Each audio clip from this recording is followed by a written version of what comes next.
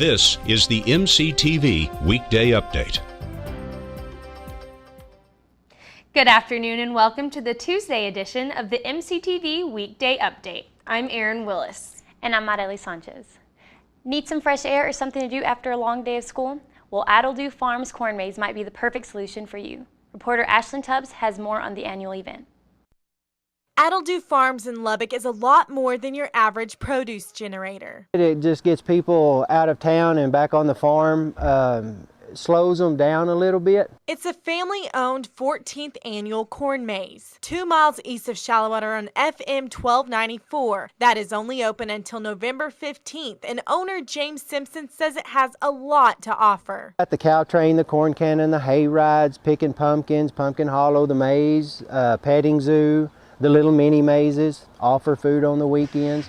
And so for a lot of people, it's become a tradition. Only closed on Mondays and open from 6 to 9 during the weekdays and even earlier on the weekends. School kids and families wandered the paths mostly during the day and college students in the evening, such as Texas Tech students Kennedy Clark and Caitlin Rippey. It's a lot of fun and it'll give you something to do, and it's not that expensive. Admission is only $10 and students get $2 off with their college ID. It definitely brings about coming outside, getting some fresh air, doing some outdoor things, so it's also a nice change of pace from being in class all day. And the best part about the corn maze is you never know what's around the corner. Simpson says they will continue creating a maze for generations to come with a different design each year. We try to keep it a regional theme, something that people in this area would recognize. This year's was a logo that our son created for us. He's an art major at Tech. For people that haven't been out before, I would just say come out. Texas Tech School of Art is hosting a special presentation tonight at the International Cultural Center. An evening with Lawrence Jordan will start at 7 p.m. and is open and free to the public. Jordan will show a short film followed by a live performance with his colleague John Davis. Then a question and answer segment will wrap up the night. Jordan's an independent filmmaker and has produced over 40 experimental animations and films, but he is best known for his animated collage films. Tech Activities Board also had a special guest on campus last Friday.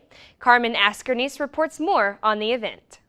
The Tech Activities Board hosts mind reader Eric Dillman tonight in the Allen Theater of the Sub. Eric Dillman was a contestant on America's Got Talent a few seasons ago, but has since then gone on to take his show on the road around the nation. I actually started in magic at a young age, and then in college was kind of more interested in why magic works on people. So I started self-teaching myself some psychology and kind of mixing it together, as well as my improv and stand-up background to make it a fun, entertaining show. The Tech Activities Board rolled out the red carpet for tonight's event. Students and parents flooded into the Allen Theater and picked up some free chapstick along the way. Jennifer was visiting for Parents Weekend, but ended up becoming part of the act. It was amazing. I cannot figure out how he does that stuff. I know there has to be a way, I just can't figure it out. Regine Clyett, a senior journalism major and former nightlife coordinator for TAB, is the one who booked the performance. I went to NACA, which is a conference for student organizations for college campuses. I went to Boston in February and we saw him and he was really cool, really nice. He was endorsed by Ellen, and I mean, if Ellen says he's good, I mean, why not? He was really reasonable. He's been really nice. Him and his entire group, they've been really nice. And so we thought in TAB that it would be a good event for us to plan. And it's family weekend this weekend. So when is a better time to bring a family atmosphere and family event than tonight? Students looking for more information or a calendar of upcoming events can visit the TAB website or the Tech Activity Board's Facebook page. This week, we're continuing to take a look back at the events that happened during homecoming. One of the biggest and most anticipated was the parade. Reporter Kaylee Paulsell recaps all the excitement from the event. On Friday night, the residents of Lubbock lined up along Broadway to show their Texas Tech spirit for the homecoming parade of 2014. Many families brought their children and even their dogs to watch the parade and share the tradition. The parade began with the Going Band from Raiderland walking down Broadway toward Memorial Circle. For some students, it was their first time to attend a Texas Tech homecoming parade. Super excited for homecoming and all the floats that the sororities and fraternities have set up, and just to see what they've put together, and all the families that have come in just to support the Raiders during the game. Beckham! Sororities and fraternities decorated their floats based off of the homecoming theme of Hollywood films. Movies like Despicable Me and Harry Potter were featured during this parade. There was a lot of Texas Tech spirit out there getting pumped up for the game on Saturday. Afterwards, I was able to interview a student about the homecoming parade, and here's what she had to say. Just went to the parade. It was so awesome. The entire community was there. I saw the band, got to see all my besties. And oh my gosh, I think it was like Kappa Kappa Gamma. They had the best float. For MCTV, I am Kaylee Paulsell. Well, thankfully, the weather's been pretty nice today. Yeah, I'm hoping it stays that way. Let's take a look at the week's forecast with our weather specialist, Carly Smith. Carly?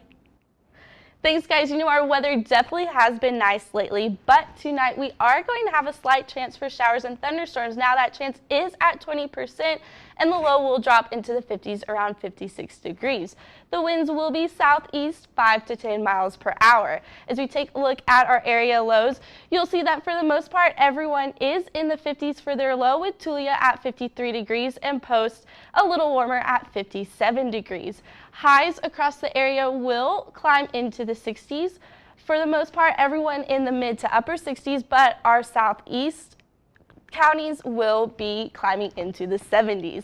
As we take a look at Lubbock's temperature tomorrow, that will climb 68 degrees. Now, we do have a 60% chance for showers and thunderstorms, and that chance and the cloud coverage could affect our high. It could get a little higher if we don't get as much rain as expected, or it could be a little lower, just depending on that rain. Winds will be southwest 5 to 15 miles per hour. As we take a look at our 3-day forecast, once again, we do have that 60% chance for rain on Wednesday.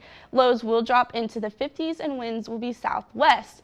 Thursday, winds will continue to be southwest, a little bit slower at 5 to 10 miles per hour. Highs will climb back into the 70s near 80, with the low once again dropping into the 50s. Those sunny skies will help Friday's temperatures climb into the 80s at 87 degrees. It will feel quite warm, and the low once again will be in the 50s. So it looks like we're going to have a nice couple of days this week, except tomorrow you may see a little rain. Now, those rain showers could bring some heavy to moderate rain, so if a street looks flooded, please turn around and do not drown. Back to you guys in the studio. Thanks for that advice, Carly. Well, that's all for today's edition of the MCTV Weekday Update. Thanks for joining us, and be sure to check ttuhub.net every day for more news. We'll see you tomorrow.